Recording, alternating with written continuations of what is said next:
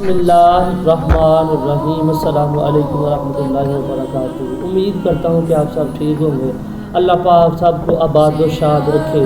تو آپ کو پتہ ہے ناظرین اکرام اور دوستوں بزرگوں کہ لالچ ایک ایسی اندھی اور تباہ کر دینے والی بری بلا ہے جس سے انسان کی نسلیں تباہ ہو جاتی ہیں۔ جس طرح کہ بہت ہی مشہور ایک قول، یہ کہہ لیں کہ بہت ہی مشہور ایک واقعہ حضرت عبداللہ بن اسلام کے وقت کا، کہ جب آپ اپنے وقت کے امیر المؤمنین، آپ اپنے وقت کے ایک جانے پہچانے اور بہت ہی فائدے مند اور باعمل باوقار قاضی اور باوقار شخص تھے، تو آپ حج پر روانہ تھے کہ آپ کے ساتھ قافلہ بھی تھا، آپ حج پر جا رہے تھے۔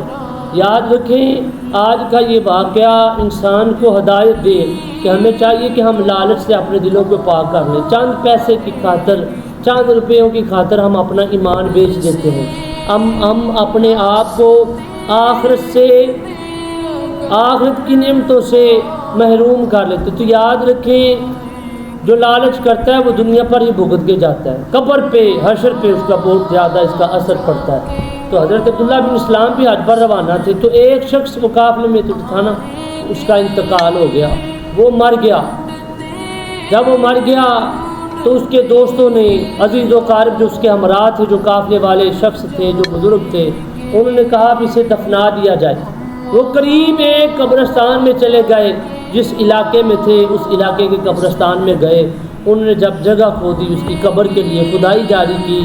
جب قبر مکمل ہوئی تو دیکھا، جب دفنانے کا وقت آیا تو اندر سے ایک سیاہ رنگ کا کالا سپ نمودار ہوا، جسے اژدہا سپ کہا جاتا ہے۔ لوگ ڈر گئے، لوگوں نے سوچا شاید یہاں پر اس سانپ کا، اس کالے ناگ کا، اس اژدہا سپ کا ہو سکتا بسیرا ہو، اس کا یہاں رہنا بہنا ہو۔ تو انہوں نے کہا چلیں چند قدم دوری پہ اس کو دفنا دیتے ہیں۔ اسی قبرستان پر تقریباً، قبرستان کافی بڑا تھا، انہوں نے کوئی اور جگہ تلاش کی۔ جب دوسری جگہ تلاش کر کے اسے دفنانے کا ارادہ کیا، پھر قبر مکمل ہو گئی۔ جب جو جگہ کھودی گئی قبر کے لیے، جب قبر مکمل ہو گئی، جب پھر دفنانے لگے اس شخص کو، تو پھر نیچے سے اژدہا سپ نکلا، اس سے بھی بڑا کالے رنگ، سیاہ رنگ کا وہ سپ۔ ایسے لوگوں کو پڑا، لوگ ڈر گئے، پھر اسے لیا، پھر سفر جاری کیا، اگلی بستی پہ، اگلے گاؤں میں گئے، پھر جگہ کھودی، حتیٰ کہ ایسے انہوں نے 3، 4 یا 5 جگہیں کھودی۔ تو حضرت عبداللہ بن اسلام کو شک پڑ گیا اس کی دفنانے کی جگہ پر۔ آپ فرماتے ہیں بھی ایسا کریں، اس کے گھر چلتے ہیں۔ انہوں نے کہا جی حضرت گھر بڑی دور۔ فرمایا نہیں، آج بعد میں کریں گے، پہلے اس کے گھر سے پتہ کیا جائے کہ اس کے اعمال کیسے تھے، اس کا اخلاق کیسا تھا، اس کا بہنا، یہ کیا کرتا تھا، اس کا کاروبار کیسا تھا۔ تو جب وہ لوگ آپ کے ہمراہ اس کے گھر آئے تو دروازے پہ دستک دی، تو اس کی زوجہ، چھوٹے چھوٹے اس کے بچے، اس کی اہلیہ سے پوچھا گیا یہ اللہ کی بندی یہ کون تھا؟ اس نے بتایا کہ مرنے والا میرا شوہر تھا، یہ میرا مزاجی خدا تھا۔ تو پوچھنے والوں نے پوچھا بھی بتاؤ یہ کیا کام کرتا تھا ایسا؟ تو وہ بتانے لگی کہ میرا شوہر ایک ناشتہ فروخت تھا، حضور یہ ناشتہ فروخت کرتا تھا، تو ناشتے میں یہ ملاوٹ کرتا تھا، تو لوگ دیکھنے لگ پڑے بھی یہ کیا ملاوٹ کرتا تھا؟